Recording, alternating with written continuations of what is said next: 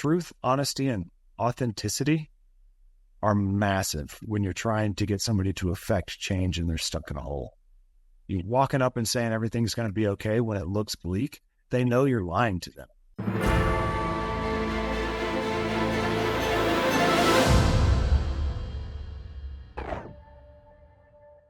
Mental health is becoming one of the major health concerns in our modern era. There are countless conditions, often that go undiagnosed, that people are battling every day, and unfortunately, the current Western model is not providing a cure for these issues. They tend to be labeled as chemical imbalances, genetic disorders, or unfortunate circumstances, and the common modality of dealing with the very complicated issues that arise is to throw pharmaceuticals and prescription drugs to mask symptoms and control behaviors. But the question we have to ask is, can people battling mental and emotional issues find healing? Can they be made whole and live a life free from the pain and results of the battle in their mind? One of these very common and debilitating issues is PTSD, or post-traumatic stress disorder. I've spoken a lot on the effects of stress on this podcast, but today I want to dive into one of the most severe challenges that people face. PTSD is a mental health condition that can occur after someone experiences a traumatic event in their life. This can be an event that happens to them or one that they see happen to others. Symptoms can include persistent thoughts and memories of the event, sleep problems, feeling detached or numb, and being easily startled. People with PTSD may also experience flashbacks, nightmares, severe anxiety, and uncontrollable thoughts about the event. According to the Department of Veteran Affairs, 6%, that is 6 out of every 100 people in America, will suffer from PTSD at some point in their lives. PTSD is not just an issue for veterans, though. PTSD is also prominent among civilians. Of course, war and combat is an understandable cause for veterans, but many people experience PTSD as a result of events such as sexual assault, a natural disaster, or even a car accident. The reality is that many people are navigating life with this burden, and the question is, how can they find hope and healing? I was able to speak with an amazing modern-day hero who is well-versed in the effects of PTSD. Josh Wathen is a U.S. Army veteran and holds qualifications as a Special Forces Weapons Sergeant, a Special Operations Combat Medic, and an Airborne Infantryman. Josh has fought his own battle with PTSD, one that almost destroyed him and his family. But through the power of love and strategic intervention, he was able to overcome his challenges and is now helping others do the same. I think the best way to introduce myself is to read a testimony that I wrote a year and a half ago when I really figured out how to turn the corner, and let you guys know a little bit about my life and what makes me me. So if you don't mind, I'd like to read a document I wrote called Who I Am. Absolutely. So who am I? My name is Joshua Wathen, but that's not who I am. I grew up in Katy, Texas, in a middle-class family who loved and cared for me. From the day I was born until I turned 16, I wanted for nothing and experienced no suffering. I was introduced to the church by a friend, accepted Christ into my heart, and was baptized. Life was meaningful and good. Then the year 2000 smacked me in the face. I lost 6 family members, and my best friend left a rose and a note for his mother that guided her to the swing set that he'd hung himself from. And I became bitter as I watched the people who tormented my friend and pushed him deeper into his hole flow into the church with tears in their eyes as we laid him to rest. And I can still remember their voices the next day at school, as they made jokes about his death and displayed their hypocrisy as a badge of honor. And I blamed the church for accepting them, and I turned my back on God. Who am I? I am angry. After a few years of rebelling and searching for something bigger than myself, I joined the United States Army. I signed up to become a member of the Special Forces.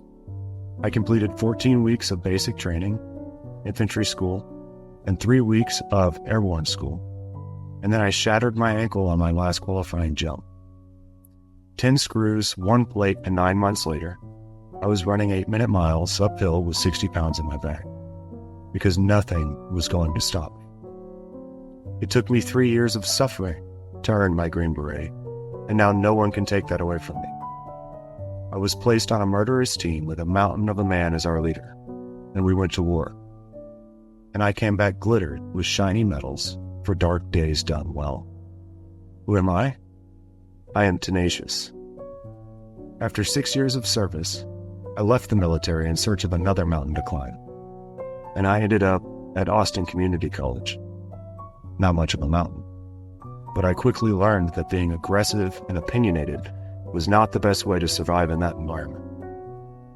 So I transferred to the University of Houston, and I set my sights on the #1 entrepreneurship program for undergraduates in the nation, the Wolf Center for Entrepreneurship. There, I worked 80-hour weeks and learned how to lead people with different values and different drives. Working with students gave my sword the company of a shield. Who am I? I am learning. Upon receiving my degree, I packed my bags and left for Iraq as a civilian contractor. I'd grown tired of putting on a face, so I put my diploma in a drawer and I joined some old teammates overseas to help train the Iraqi Special Forces soldiers how to fight ISIS. We trained thousands of soldiers, and our team made millions of dollars. We did all this despite the fact that the Department of State denied us access to the American base, and our only 3 support personnel got themselves kidnapped and held for ransom. Who am I? I am successful. After one of my soldiers dropped a mortar tube on my wrist, I came back to the States for surgery. This is where I met my wife. She had me at hello and has been my guardian angel ever since.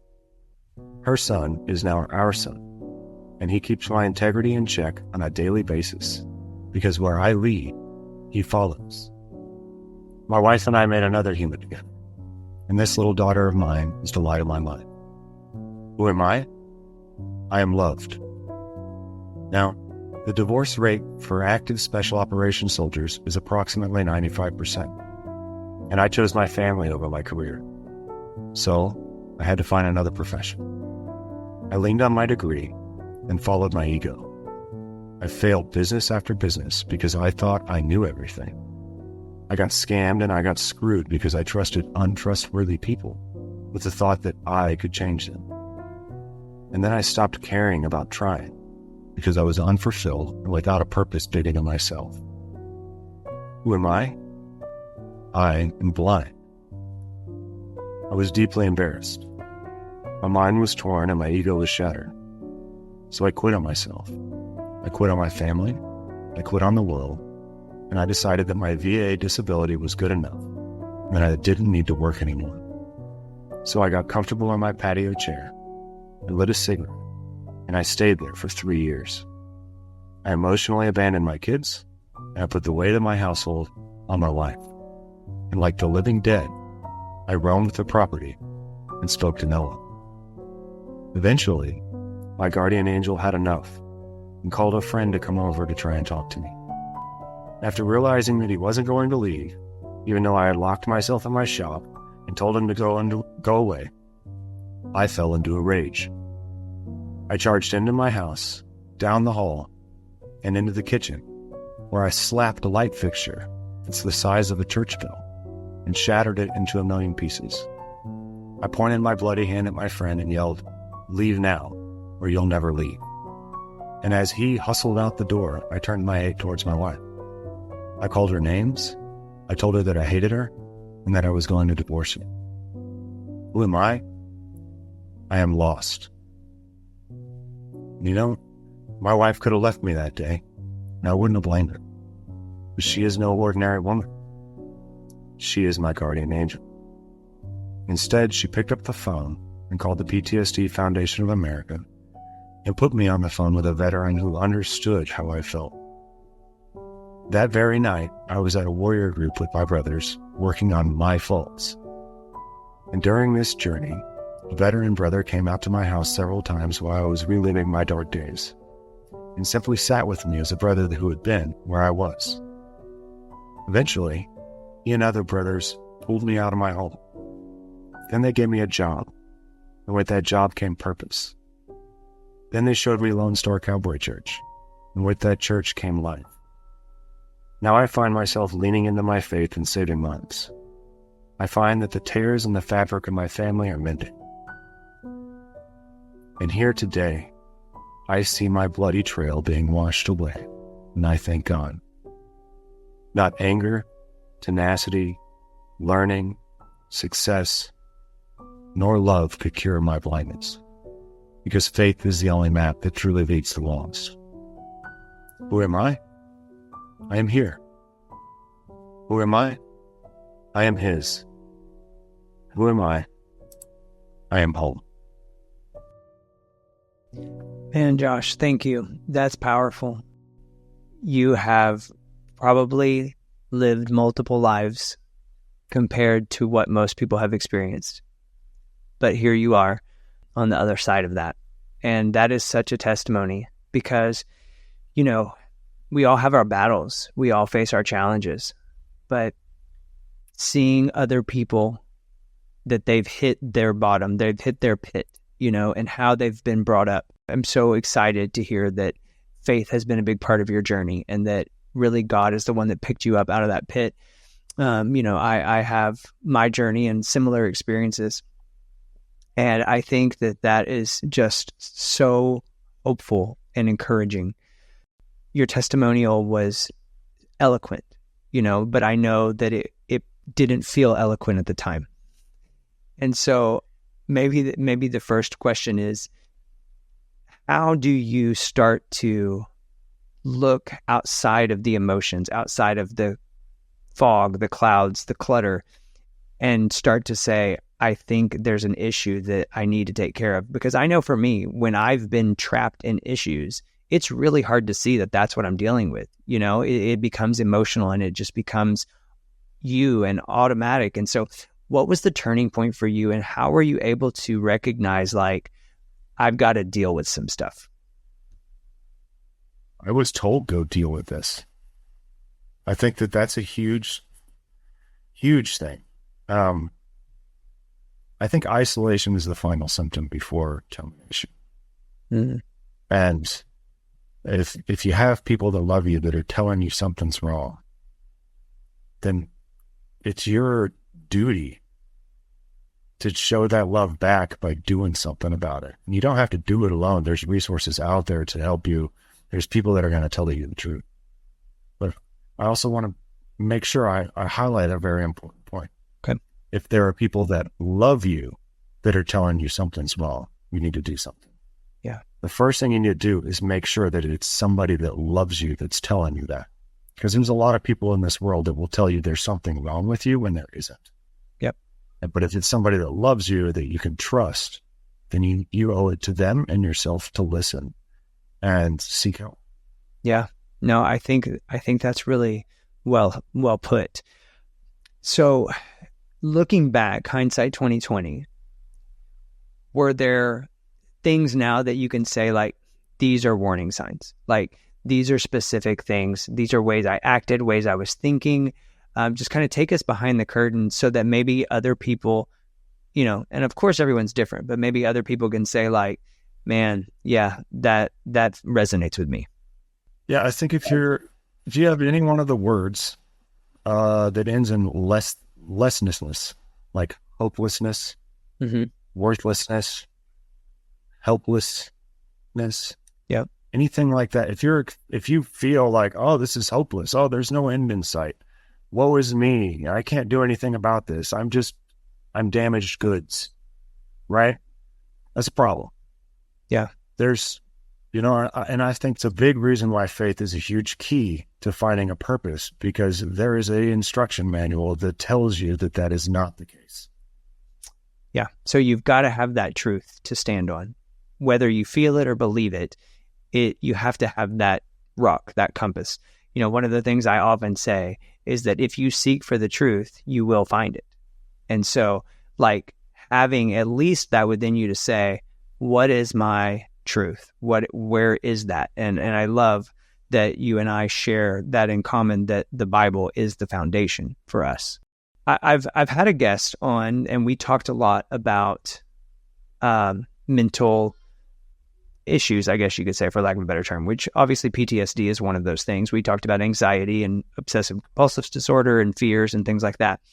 And so do you feel like that in the case of PTSD, do you feel that it is something that is brought on by your thinking, or do you think that it is completely out of anyone's control, and like when trauma happens, you're just going to respond one way or the other and you don't have control over that? Or can you look back and say, if I had done these things differently, I might not have gone down that road? I think that trauma is out of our control. Right. For the most part, right? Like it's a chain of decisions. Had I not signed up to go to the military, I wouldn't have been in war. Right. There's a chain of decisions that lead to trauma. Unless you're a child, you don't have a choice. Right. But how you react to that is absolutely under your control. The chemical imbalance that occurs through depression is an obstacle that you're just going to have to face if that's where you're at. And that's why you need a team, right? I don't think that, and this is my opinion, I'm not a medical professional by any means, but in my opinion, I think that some of the medications that the VA prescribes are 100% valuable in getting somebody from, I want to off myself, to let me think about a better way of doing things. And then, they're not a long-term solution. As far as I can tell, working with other veterans that suffer from PTSD, because it's a numbing sensation. It seems to be treated like a tranquilizer. You're frantic, you're panicked, we're worried that you're going to do something irrational. Let's slow you down a little bit. Okay, if that's what's needed in the moment to keep you here so that we can talk long-term purpose and fulfillment to get you back to where you want to be, then let's figure out the plan to work off of those medications based on the treatment program, right? So as a stopgap, it's there. As a magic pill that you can take to solve something that's fractured internally, that's misplaced hope as far as I can tell. Well, and I appreciate you bringing that because, I think a lot of times, and maybe this is, for this podcast purposes, a lot of times people run to medication and they're not looking for any other help. They're just saying, as long as I can take this pain reliever, as long as I can take, these, whatever they are, then I'm going to be okay. And I hear what you're saying, that that's not long-term. And that if anything, it's going to end up causing more damage in the long run, because for one, you're not facing the issues. And for two, you're depending on a chemical substance. And who knows what that's going to do to your body over the long haul. So, I think one thing that people who are listening might have to stop and check is, am I looking for a hope and a way to create a better environment within myself, whether that's spiritually, mentally, emotionally, all those things?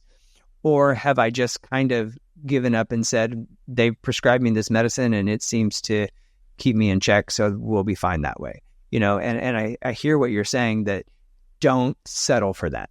There can be wholeness if you're willing to work it out.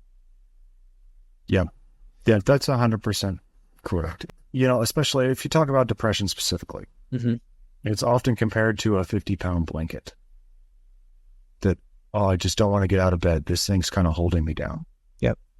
I think the pill just makes you happy that you're covered in a blanket, or maybe not happy, but complacent about it. Yeah. It doesn't remove the blanket. Well, and I've never taken medication for any sort of mental or emotional things, but I've had to take some strong pain medication in my life because of surgeries I've had and things like this. And it kind of sounds similar in that the pain doesn't go away. You just don't really care. It's like, I'm here, I'm in it, and, oh well.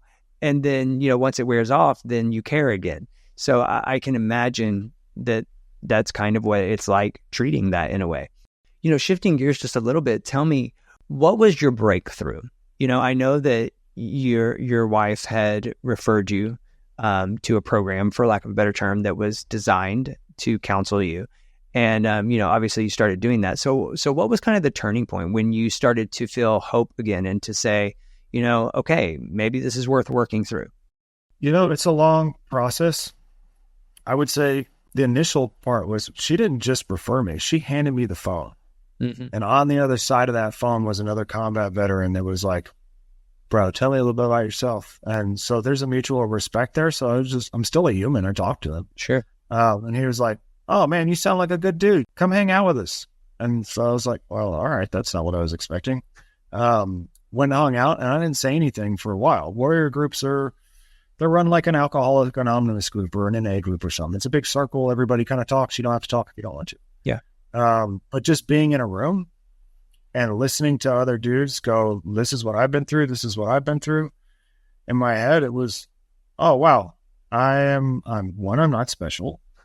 2, I'm not the only person that's been through some stuff. And 3, I really should stop throwing a pity party because these dudes have it way worse.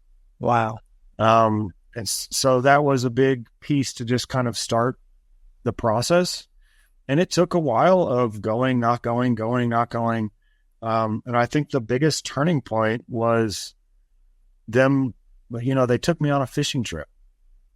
They get sponsored stuff like that. So I was like, okay, I'll go hang out, do a fishing trip. And, I was a little freaking out because I had dogs and like chickens that I was out there every day. And we're like, I'm afraid to leave them in the backyard and just kind of anxious about a lot of stuff because I hadn't had much change in forever. But I went out, and by the end of the day, when we got back to their office where our vehicles were, they had offered me a job, or at least a chance to interview for a job. Wow. So I felt some value.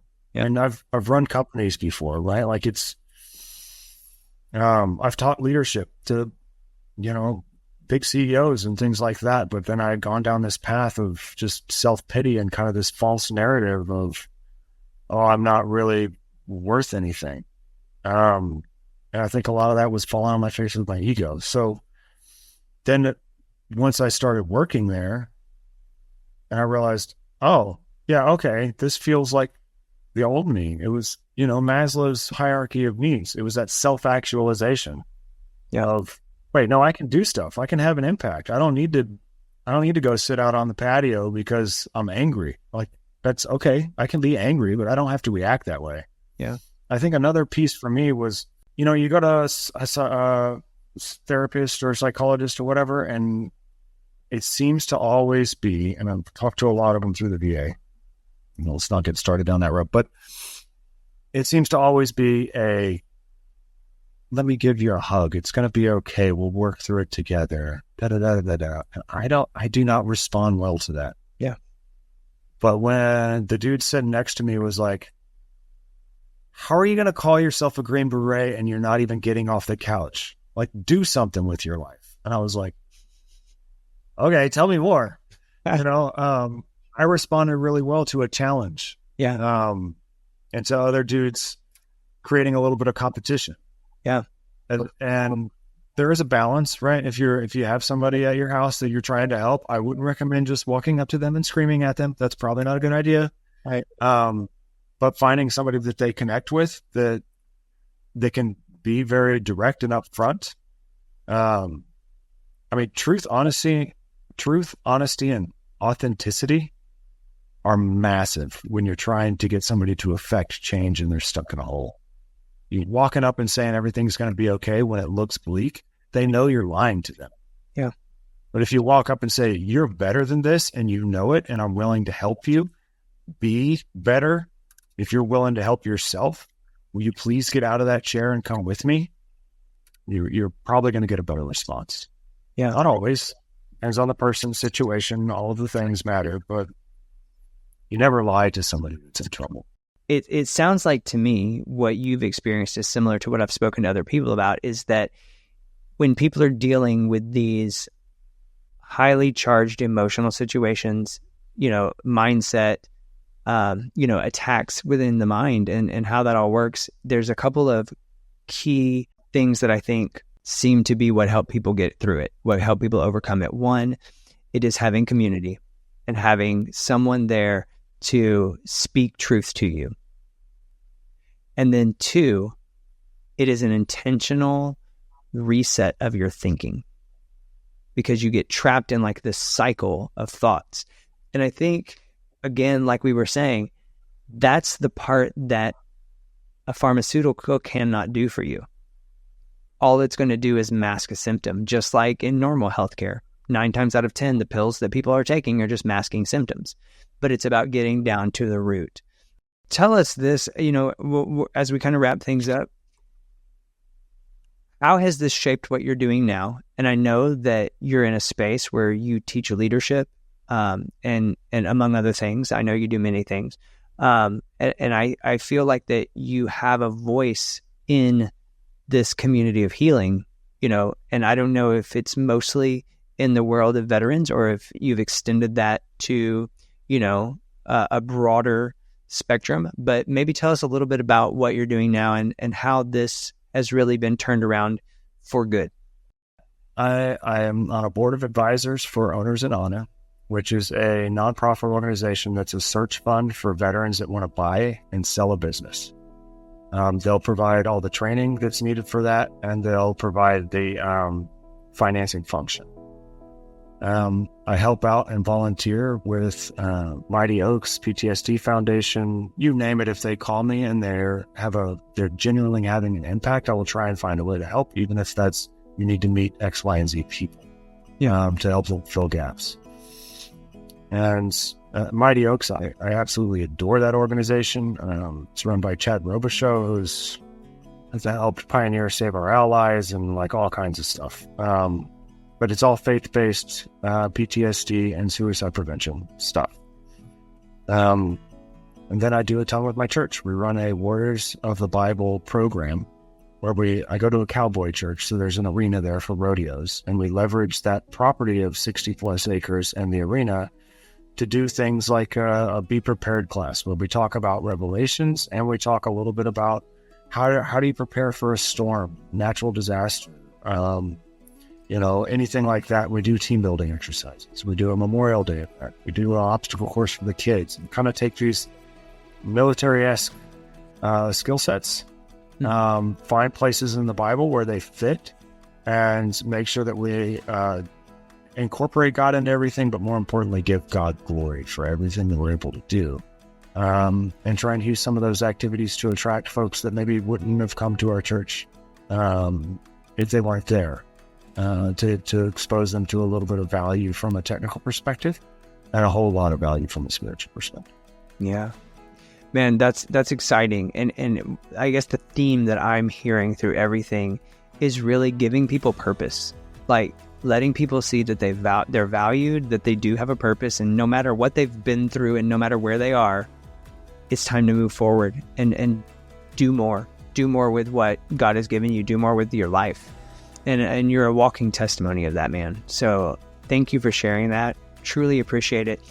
What, if someone's listening right now and maybe they are a veteran and they're saying like, I would like a community. I would like to reach out to someone and just, maybe it's time for me to talk to somebody. What's the best course of action for them? If you want to get a hold of me, get on LinkedIn. Okay. Just LinkedIn / Joshua Wathen. That's me. You'll find me. I'm happy to have a conversation with anybody. Give me a couple of days. I'm super busy, but I will talk to you.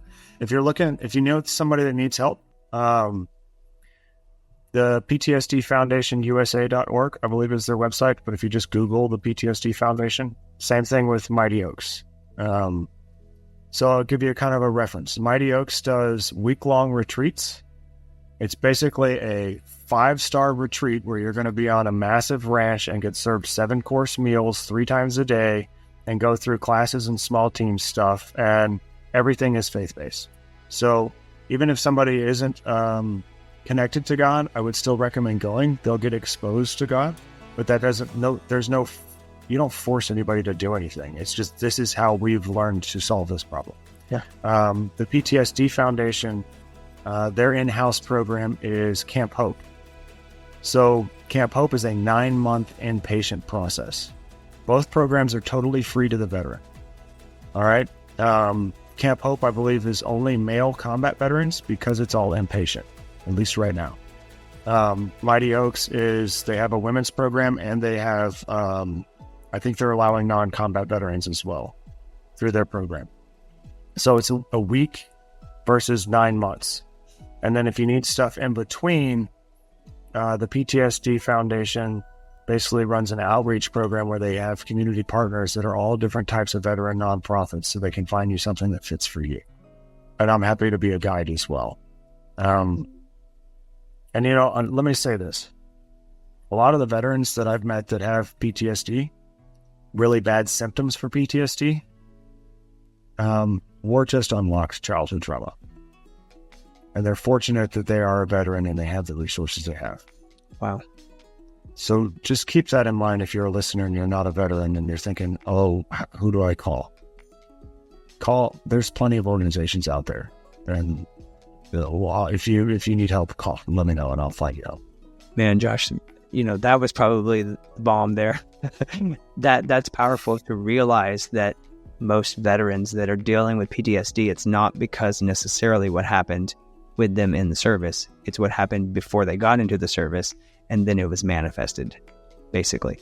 And yeah, man, and that's kind of how we started the episode was, bringing that to light, that there's a lot of people that are dealing with PTSD, and maybe they don't realize it, or, they feel like, oh, well, I'm not that special, like I'm not a military person or, whatever. And so they feel like they just kind of ignore it. So, man, you've brought some amazing insight today, man. I thank you so much for your story. I thank you for sharing it. Thank you for being a resource for people in need. And we will put all of this information in the show notes and the show description so that people can easily reach out to you. And, I just really appreciate your candidness and your willingness to share your journey, man, because I think that whenever we hear these stories and whenever we hear, of people like you that have found purpose, it inspires us to keep going. And, that's one of the things that I've dealt with, just in my health journey. I deal with different pains and different things like this. And kind of like you said, I'm not special. There's a whole lot of people that are going through it way worse than me. And I think sometimes it's hard to keep that perspective. But when we turn our focus off of our situation and look at those around us and how we can help, it really helps to start to shift our focus. And, although things may not be great, they may not be as bad as we think. There is light if you're looking for it. Thank you for listening to Healing Conspiracy. Be sure to follow the podcast on your favorite platform, as well as follow us on Facebook and Instagram at Healing Conspiracy. Also, don't forget to check out our YouTube channel for exclusive content, including the full version of today's interview. Lastly, visit our website, www.healingconspiracy.com, and share the podcast with a friend. I hope you found today's topic valuable, and we would love for you to give us a 5-star review and share your comments as well. Thanks again for listening, and remember, seek for the truth, and it will set you free.